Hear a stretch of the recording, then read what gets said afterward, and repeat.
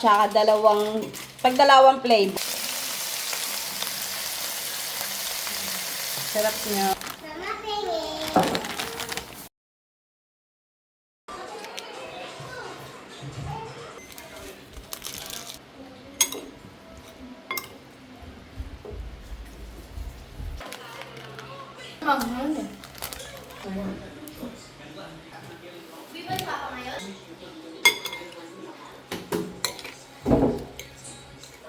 Tapos slice na ayak. Tsaka baka naman si lettuce. Hindi nagte-trendy sa fish. Haba ng beef po.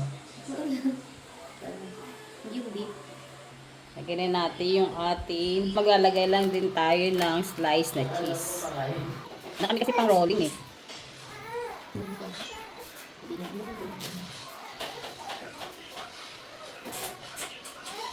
Apat yung nagawa ko mga katsaka. Pag dalawang flavor, yung natira, yung nilagtakan na nila. Ayan.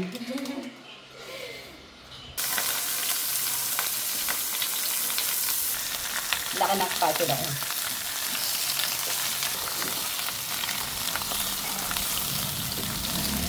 Malapas yung cheese. Alaka, sarap.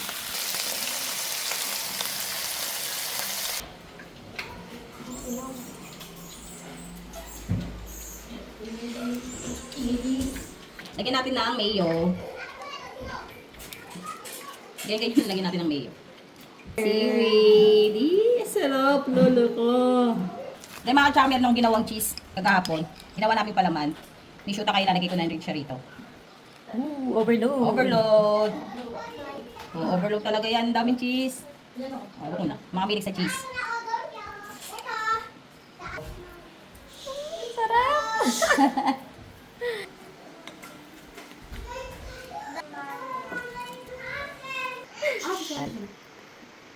Try muna. Oo, sarap. Sarap. Sarap? Sabi ito masarap. Ito natin. Doon mo lang sa yung ahang. Masarap. Grabe sa pala natin. Ito.